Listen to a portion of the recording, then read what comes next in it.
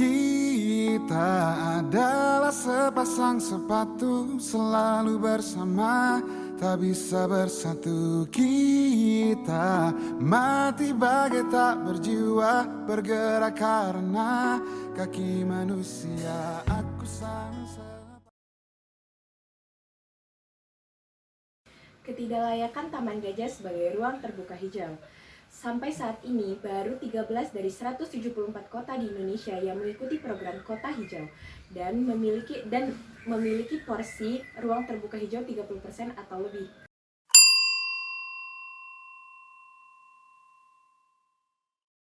Nah, kota sendiri itu sebenarnya bukan hanya tempat tinggal bagi penduduk, namun kota itu sebagai tempat bersosialisasi penduduknya agar kota tersebut menjadi kota yang hidup. Tempat penduduk untuk bersosialisasi, berekreasi, dan menghirup udara segar adalah di ruang publik. Disitulah peran taman kota sebagai ruang terbuka hijau.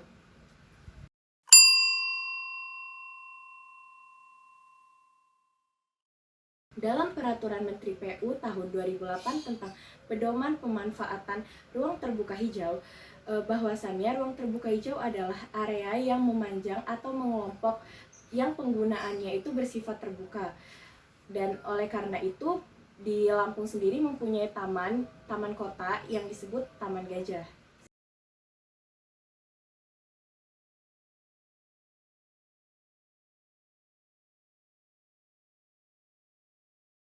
Isu dan masalah. Kenapa Taman Gajah tidak bisa disebut sebagai ruang terbuka hijau? Karena Taman Gajah tidak memenuhi kriteria ruang terbuka hijau yang ideal yang sesuai dengan Undang-Undang Nomor 26 Tahun 2007 tentang penataan ruang.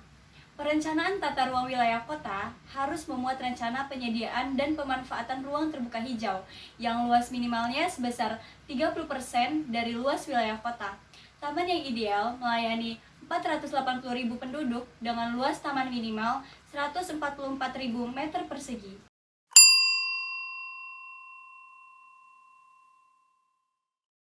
Karena Taman Gajah hanya memiliki luas 15.000 meter persegi, tidak memiliki lahan parkir serta fasilitas bermain anak yang rusak, dan area hijaunya pun sedikit.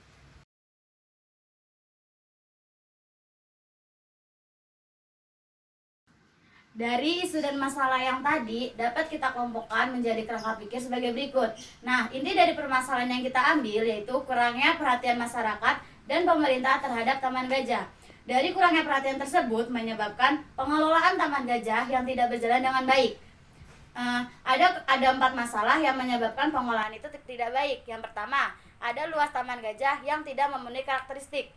Karakteristik RTH yang sesungguhnya yaitu memiliki luas sekitar 144.000 meter persegi, sedangkan di Taman Gajah itu sendiri hanya memiliki 15.000 meter persegi. Yang kedua, yaitu fasilitas yang rusak dan tidak memadai. Di Taman Gajah memiliki banyak fasilitas yang rusak, contohnya taman bermain untuk anak-anak, dan fasilitas yang tidak memadai yaitu tidak memiliki lahan parkir.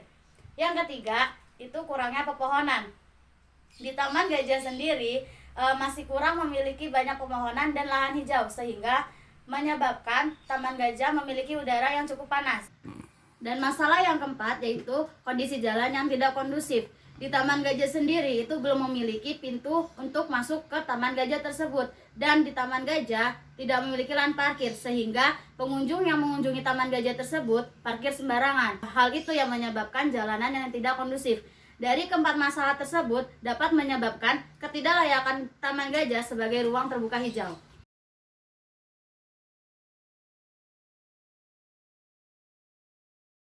Setelah kita menemukan masalah-masalah yang ada di Taman Gajah, maka kita mendapatkan tujuan untuk merumuskan strategi peningkatan kualitas Taman Gajah sebagai RTH yang layak. Sebagai contoh, kita bisa menjadikan Taman Gajah sebagai tempat pariwisata untuk anak-anak bermain atau untuk keluarga berkumpul. Kita dapat menentukan sasaran-sasaran sebagai berikut. Pertama, mengidentifikasi karakteristik Taman Gajah. Kedua, mengidentifikasi potensi yang terdapat di Taman Gajah. Ketiga, mengidentifikasi permasalahan. Keempat, mengidentifikasi kelayakan Taman Gajah.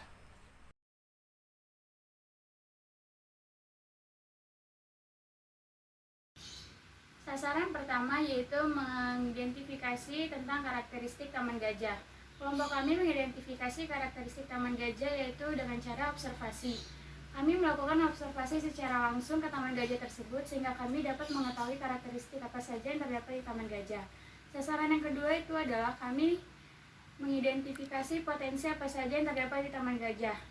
Kami mengidentifikasi potensi apa saja yang terdapat di Taman Gajah itu dengan cara observasi juga, sehingga kami melakukan observasi secara langsung ke Taman Gajah tersebut, sehingga kami dapat mengetahui kelebihan dan kekurangan apa saja yang terdapat di Taman Gajah. Sasaran yang ketiga itu adalah mengidentifikasi permasalahan yang terdapat di Taman Gajah. Mengidentifikasi permasalahan yang terdapat di Taman Gajah, kami melakukan kuesioner yang diisi oleh wisatawan, sehingga kami dapat tahu permasalahan apa saja yang terdapat di Taman Gajah tersebut. Sasaran yang keempat yaitu adalah mengidentifikasi tentang kelayakan Taman Gajah sebagai tempat wisata. Kami juga melakukan kuesioner sehingga kami dapat mengetahui apakah Taman Gajah itu layak sebagai tempat wisata atau tidak.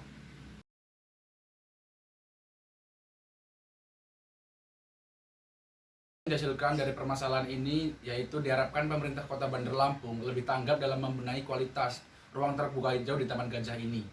Dan masyarakat sekitar Taman Gajah juga dapat ikut juga menjaga fasilitas yang ada. Maka dari itu dapat meningkatkan kualitas Taman Gajah sebagai ruang terbuka hijau yang layak dan ramai untuk dikunjungi.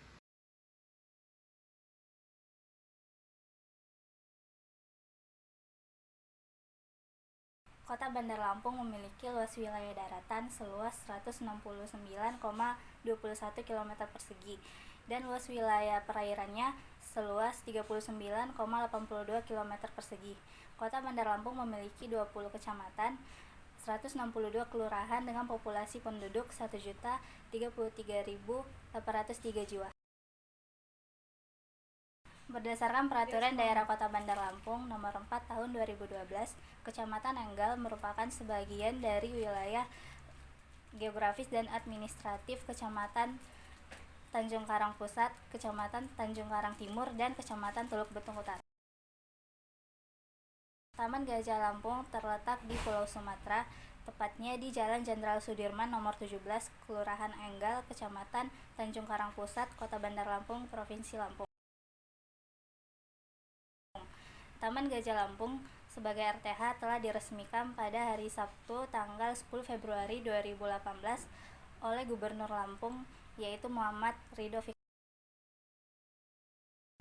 RTH Taman Kota adalah taman yang ditujukan untuk melayani penduduk satu kota atau bagian wilayah kota. Taman ini melayani minimal 480.000 penduduk dengan standar minimal 0,3 meter persegi per penduduk kota, dengan luas taman minimal 144.000 meter persegi.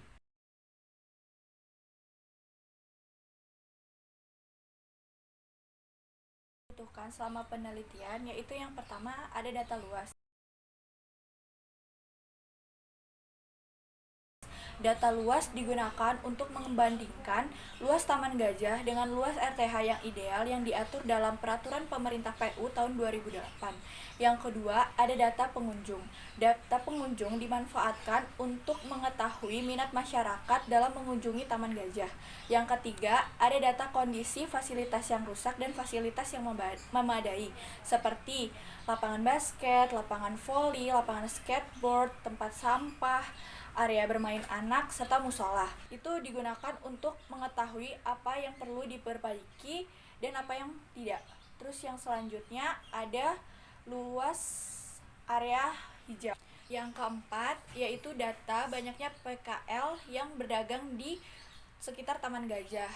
Data ini bertujuan untuk mengetahui jumlah banyaknya PKL yang ada di Taman Gajah. Terus yang kelima yaitu ada luasan area hijau.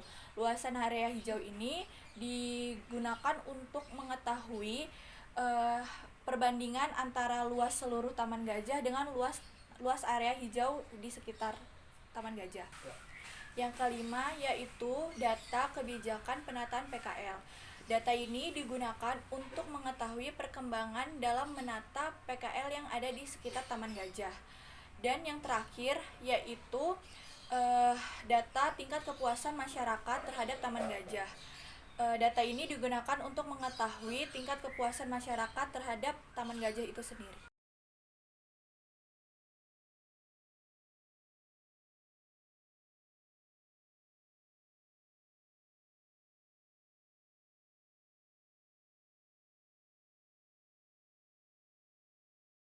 Nah, yang pertama pada tanggal 3 Februari 2020 yaitu menentukan judul masalah.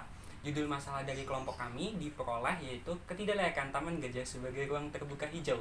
Yang kedua pada tanggal 10 Februari 2020 kegiatan kami yaitu menentukan kerangka kerja logis. Kerangka kerja logis itu apa? Kerangka kerja logis itu mengidentifikasi masalah sehingga mendapatkan permasalahan intinya. Yang ketiga pada tanggal 17 Februari 2020 yaitu menentukan kebutuhan data. Kebutuhan data yang seperti apa? Yaitu misalnya luas wilayah dari Taman Gajah tersebut, fasilitas dari Taman Gajah tersebut, dan lain-lain. Yang keempat yaitu pada tanggal 9 Maret 2020 yaitu membuat laporan proposal teknis dan PPT. Laporan proposal teknis itu sendiri berisi apa dan bagaimana kita akan melakukan survei tersebut. Yang kelima pada tanggal 16 Maret 2020 pengumpulan laporan proposal teknis dan PPT serta presentasi. Dan pada tanggal pada minggu ke-12 kita melakukan survei tahap 1, minggu ke-13 survei tahap 2, sedangkan minggu ke-14 pembuatan laporan survei dan UASnya presentasi. Born on the wrong side of the ocean with all the tides against you. You never thought you'd be much good for anyone, but that's so far.